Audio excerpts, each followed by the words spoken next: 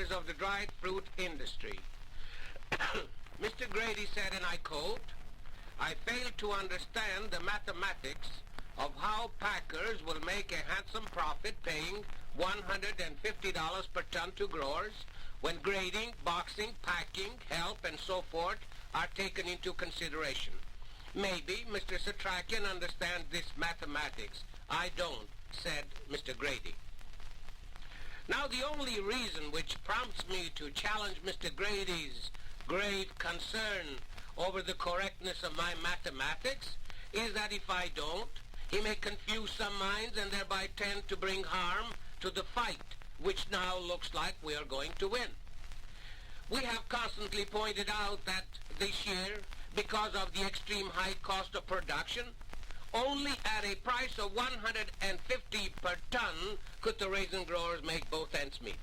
We have constantly objected to, and still object to, is the action of some speculative packers in selling us growers our crops and this valley short. That is what has taken place. Let facts speak. Folks, listen carefully and note how raisins were sold to the domestic trade during the months of July, August, September, and October 1947.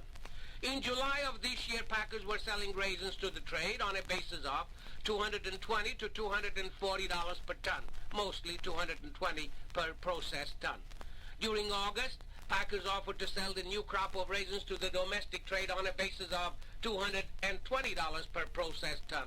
On August 22nd, the packers offered to sell new crop raisins on a basis of $190 per ton.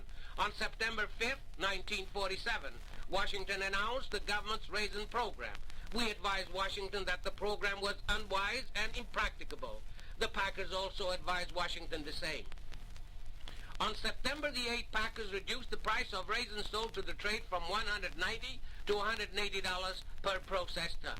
On September 15, 1 week later and 2 days prior to the date prescribed by Washington for the filing of bids, the packers reduced the price of raisins sold to domestic trade from $180 to $170 per processed ton. 1 week later, on September 22nd, the date at which time the government had to accept or reject the bids, the packers reduced the price of raisins to the domestic trade from $170 per ton to $160 per ton. The government did not act upon the bids on the 22nd of September, and all bids became void and of no value. On September the 23rd, 4 packers who had filed the lowest bids were advised by the government that their offers would be accepted provided they notified government not later than 24th day of September that they weighed the time element and confirmed the government's stand. No time was lost. As soon as packers were notified that their bids had been accepted and they were around $160 per pack ton, they entered in the field and attempted to buy from the growers on a basis of $120 per ton. Washington repeatedly that the bids to second lot of 30,000 tons would be much lower. They would not listen. There was nothing left for us to do but to get together, to think and act collectively. We met on October 1, 1947 in the auditorium. On that very day, the packers reduced the price of processed raisins sold to the trade from $160 to $150 per ton. That was a bad omen.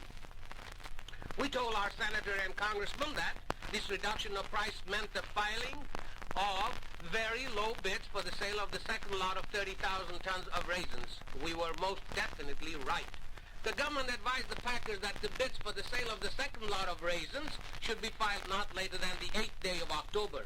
Also, the government would accept or reject all these bids not later than 16th day of October.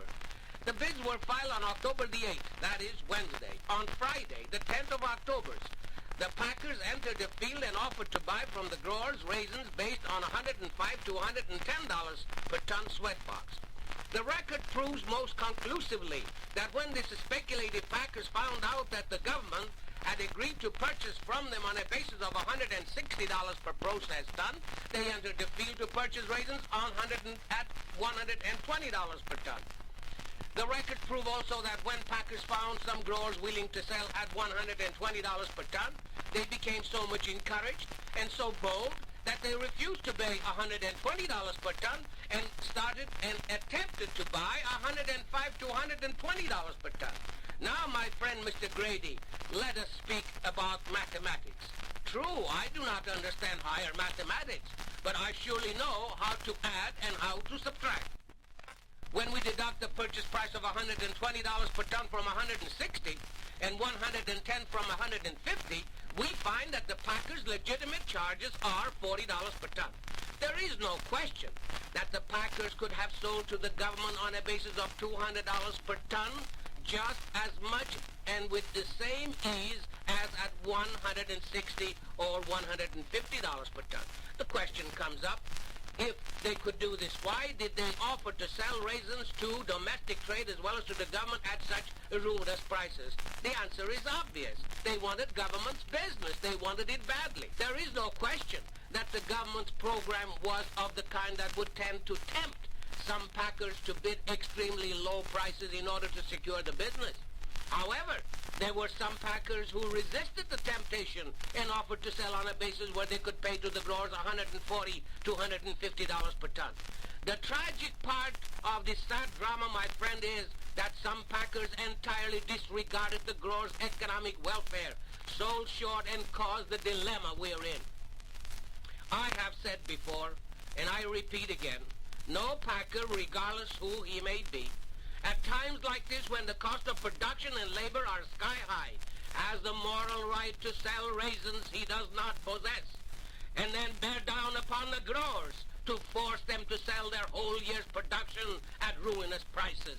This sort of merchandising will bring harm not only to the raisin growers but to the